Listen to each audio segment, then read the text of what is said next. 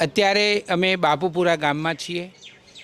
બાપુપુરા ગામના લોકોએ પોતાના ગામના પનોતા પુત્ર જ્ઞાનપીઠ એવોર્ડ વિજેતા શ્રી રઘુવીર ચૌધરીનું અભિવાદન કરવા માટે આ સરસ સંસ્કાર ભવનનું નિર્માણ કર્યું છે. શ્રી રઘુવીર ચૌધરી સંસ્કાર ભવન સાર્વજનિક પુસ્તકાલય બાપુપુરા. અને અહીંયા અનેકવિધ પ્રવૃત્તિઓ થવાની છે. આમાં પુસ્તકાલય તો છે જ, પણ એ ઉપરાંત પણ ગામના વિવિધ કેટેગરીના તમામને ફાયદો થાય એવી ઘણી બધી પ્રવૃત્તિઓ અહીંયા થવાની છે.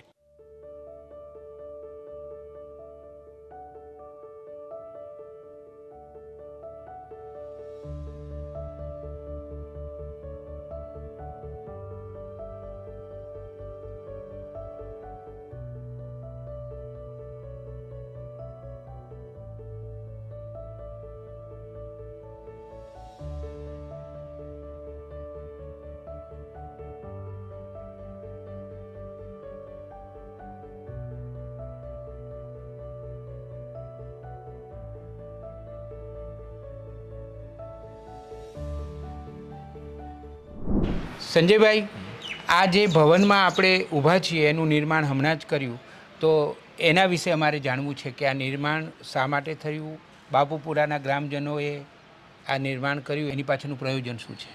એટલે એક ભાવ તો એવો હતો કે વર્ષો પહેલાં બાપુપુરા ગામનું પુસ્તકાલય હતું, જેમાં ઘણા યુવાનો વડીલો વાંચતા, અને એ પુસ્તકાલયની જગ્યા બદલવી પડી. તો ગામના લોકોને થયું કે એક પુસ્તકાલય સરસ બને. પછી અમે કેટલાક મિત્રો કેળવણી મંડળમાં પણ સામેલ છીએ, બાપુપુરા કેળવણી મંડળમાં. એટલે અમને થયું કે હવે જે પેઢી છે, યુવાનો જે છે, એ લોકો વધારે સારું ભણે.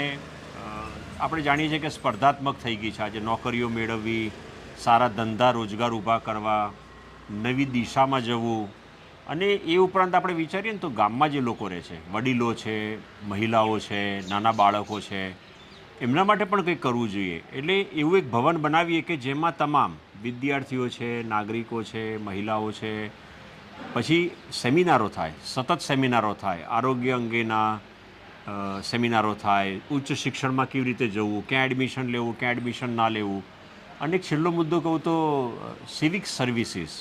આજે અહીંથી ગામમાં કોઈકને માણસા કે ગાંધીનગર દોડવું પડે, કોઈ પણ ફોર્મ લેવું છે, બેંકમાં ટ્રાન્સફર કરવું છે, પાસપોર્ટ રિન્યૂ કરવા છે, તો આ માટે શા માટે એ શહેરોમાં કે નગરોમાં જાય? એટલે અમે વિચાર્યું કે આપણે એક ઓનલાઈન સર્વિસીસ પણ ઊભી કરીએ.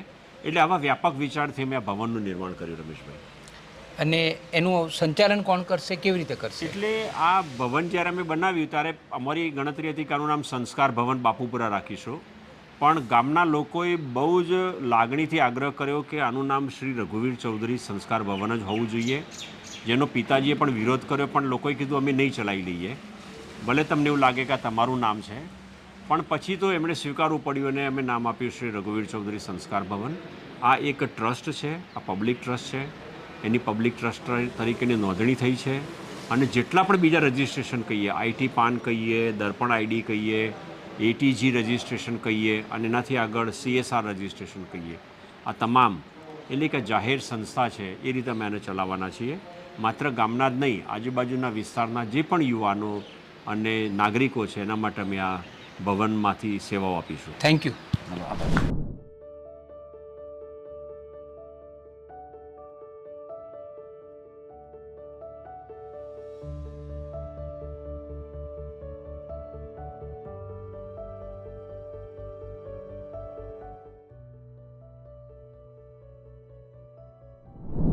શ્રી રઘુવીર ચૌધરી સંસ્કાર ભવન એ ગામ નામે બાપુપુરાની એક આવી જ સુંદર ઘટના છે, સુંદર કાર્ય છે, ઉમદા કાર્ય છે. શિક્ષણ અને આરોગ્ય એ પ્રત્યેક ગામમાં પ્રાથમિકતાને યોગ્ય છે. અહીં શ્રી રઘુવીર ચૌધરી સંસ્કાર ભવન અને પ્રાથમિક આરોગ્ય કેન્દ્રનું ઉદ્ઘાટન સાથે સાથે જ થયું, એ એક સુયોગ છે. સંસ્કાર ભવનમાં નાના મોટા સૌને રસ પડે એવા સમાજોપયોગી કાર્યો, સાંસ્કૃતિક કાર્યક્રમો, કારકિર્દીલક્ષી પરિસંવાદો થશે, વાચનાલય અને પુસ્તકાલય તો અહીં ખરા જ. ડૉક્ટર સંજય ચૌધરીને તેમના સાથીઓ મંગળભાઈ, ગોવિંદભાઈ, સુરેશભાઈ, પુરુષોત્તમભાઈ, રમેશભાઈ સૌએ સાથે મળીને આની પરિકલ્પના કરી અને એ પરિકલ્પનાને સાકાર કરવા પૂરતો પરિશ્રમ કર્યો. સંજય ચૌધરીના વાર્તા સંગ્રહ ઉઘડતી દિશામાં તેજ લિસોટો નામે એક વાર્તા છે. એમાં બાબુ નામનો છોકરો ખડચિત્રો કરડવાથી મૃત્યુ પામે છે, કેમ કે એને દવાખાને લઈ જવાને બદલે ભૂવા પાસે લઈ જવાય છે. હવે તો ગામમાં પ્રાથમિક આરોગ્ય કેન્દ્ર છે. હવે ક્યારેય કદાચ આવી દુર્ઘટના નહીં થાય એનો બહુ મોટો સંતોષ છે. સરપંચ શ્રી પ્રકાશભાઈ અને એમના સાથીઓને ખૂબ અભિનંદન. સંસ્કાર ભવનમાં 5 કુમારિકાઓએ ઘડો મૂકીને શુકન કર્યા, પણ હવે એ જ કુમારિકાઓ અનેક અન્ય જ્ઞાન પીપાસુ બહેનો અહીં વાંચવા માટે પોતાનો સમય ફાળવી શકશે. જે વિદ્યાર્થીઓ ઘરમાં વાંચી ન શકતા હોય તે વાચનાલયમાં આવીને એકાગ્ર થઈને અભ્યાસ કરી શકશે. ચોરે ને ચૌટે સમય વેડફતા વયસ્કો, વડીલો રચનાત્મક પ્રવૃત્તિઓ કરી શકશે, તેમજ બાળકો અને યુવાનોને જરૂરી માર્ગદર્શન પણ આપી શકશે.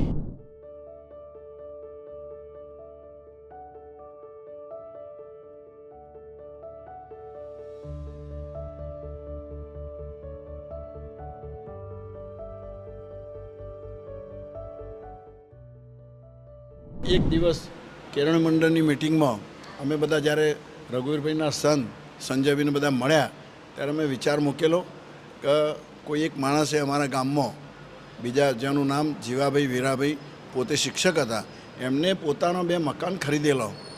એ જૂનો હતો તો એ જમીન એમ કે લાઇબ્રેરી માટે હું દાન આપું છું, ભૂમિદાન માટે. અને એ ભૂમિદાન જીવાભાઈએ કરેલું એટલે એ સ્થળે અમે પછી લાઇબ્રેરીનું નિર્માણ કરવાનું નક્કી કર્યું. પણ બધાને સ્વાભાવિક ક્રમમાં એમ થાય કે ભાઈ હવે જમાનો બદલાયો છે, ટીવી આવી ગયું છે, મોબાઈલ છે, એટલે લોકો વાંચનમાં થોડો રુચિ ઓછી રાખે છે. તો એકલી લાઇબ્રેરી નહીં બનતા, એની અંદર વ્યવસાયને લક્ષી આપણી જે છે અહીંયા તો ખેતી માટેના કાર્યક્રમો થાય, પશુપાલન કેવી રીતના સારું થઈ શકે એના કાર્યક્રમો થાય, દરેકના આરોગ્ય માટેના પણ થોડી ચિંતા થાય તો એના પણ થોડા સેમિનાર થાય. એ રીતના વિચારીને પછી અમે એનું નામ રઘુવીર ચૌધરી સંસ્કાર ભવન એવું આપ્યું અને 3 મજલાનું કરી દીધું અમે, 3 માળમાં. એટલે નીચે વડીલો બધા હોય, નવરાશનો ટાઈમ હોય એટલે અવારનવાર બોકડા ઉપર બેસતા હોય તો એ ત્યાં ન બેસતા ત્યાં સંસ્કાર ભવનમાં બેસે, ત્યાં બેસીને કંઈક સારા પ્રોગ્રામો જોઈ શકે.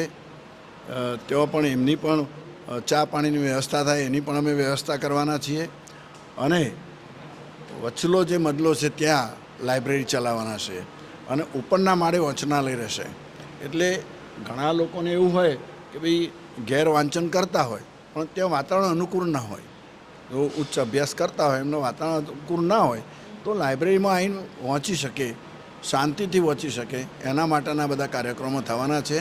અને એવા ભાવથી અને જ્યારે રઘુવીરભાઈએ આટલી બધી નામના કરી હોય અને બાપુપુરા ગામનું નામ રોશન થયું હોય તો ગામની પણ ફરજ છે કે ભાઈ આપણે એમના નામે કંઈક કરીએ. જો કે રઘુવીરભાઈ તો પોતે ના પાડતા હતા કે આ સંસ્કાર ભવન સાથે મારું નામ ન જોડો એવું કહેતા હતા, પણ અમારા બધાના આગ્રહને વશ થઈ અને એમને હા પાડી પાછળથી. એટલે પછી એ સંસ્કાર ભવનનું નામ રઘુવીરભાઈનું નામ એમની સાથે જોડી છે. અને તમારા આખા ગામનો, તમારા આખા મંડળનો આભાર. રઘુવીરભાઈનું નામ સંસ્કાર ભવન સાથે જોડ્યું અને એક સરસ પ્રવૃત્તિનો પ્રારંભ થયો. એટલે અમે ખૂબ ખૂબ અભિનંદન પણ આપીએ છીએ અને તમારો આભાર પણ માનીએ છીએ. Thank you.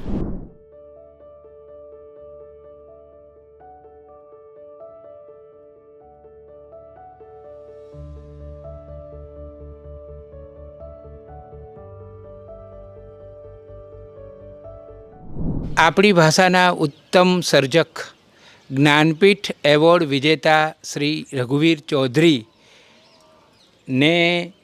સન્માનિત કરવા માટે બાપુપુરા ગામના ગ્રામજનોએ શ્રી રઘુવીર ચૌધરી સંસ્કાર કેન્દ્રનું નિર્માણ કર્યું છે. 3 માળનું આ બહુ જ ભવ્ય વિશાળ અને સુંદર ભવન છે. એના ધાબા ઉપર એની અગાસી ઉપર અત્યારે હું ઊભો છું અને અહીંથી તમને આખું ગામ બતાવું છું. આ બાપુપુરા ગામ છે અને ખાસ તો રઘુવીરભાઈ એટલે ખેડૂત. ફૂટપાથ ઉપર ઊભા રહેવાનો જે થાક લાગે છે એ ખેતરના શેઢે કામ કરીને ઉતારું છું એવું કહેતા આપણા કવિનું ખેતર હું તમને બતાવું. આ બાપુપુરા ગામની સીમ છે અને આ જે લીમડો દેખાય છે ને તમને, આ લીમડાની જમણી બાજુ એટલે અહીંથી તમે ગણશો તો 5મા નંબરનું જે ખેતર છે ને એ રઘુવીરભાઈનું ખેતર છે. અને આ ખેતરમાં આપણા સર્જક રઘુવીરભાઈએ ખૂબ શ્રમ પણ કર્યો છે. એ ખેડૂત જ છે. એમના બીજા ખેતરો પણ છે, એ આ બાજુની સીમમાં છે. તમને બતાવું કે આ બાજુ જે બાપુપુરા ગામની સીમ દેખાય છે એમાં એમના બીજા ખેતરો પણ છે. આ જે ગલીઓ હું તમને બતાવી રહ્યો છું, આ બાપુપુરા ગામની શેરીઓ બધી, આ શેરીઓમાં એમનું બાળપણ વીત્યું છે. એટલે અહીંયા તેઓ રમતા હશે, દોડતા હશે, ચાલતા હશે. અને આ ગામમાં ત્યારે એ નાના હતા ત્યારે તો બધા નળિયાવાળા અને એવા મકાનો હતા અને હવે ગામ ઘણું સુખી થયું. એટલે હવે મોટાભાગે આપણને પાકા મકાનો દેખાય છે, ધાબાવાળા મકાનો દેખાય છે. અહીંથી બાપુપુરા ગામનો નજારો ખૂબ જ સુંદર દેખાય છે. આ એ ગામ છે જે આપણા પ્રિય સર્જકનું ગામ છે. આ એ ગામ છે જ્યાં રઘુવીર ચૌધરીનો જન્મ થયો. આ એ ગામ છે જે ગામે તેમના સર્જકત્વનો પાયો નાખ્યો. આ ગામમાં જ તેઓ મંદિરોમાં નિયમિત જતા, બધું સાંભળતા. અને હમણાં જ મેં એમની મુલાકાત કરી. એ મુલાકાતમાં એમણે કહ્યું કે એ બધામાંથી જ બધું મારામાં આવતું ગયું, ઉમેરાતું ગયું અને એમાંથી જ એકથી ચડિયાતી કૃતિઓ મળી અને આપણા સર્જકને ભારતીય સાહિત્યનો સર્વોચ્ચ પારિતોષિક જ્ઞાનપીઠ એવોર્ડ પણ મળ્યો.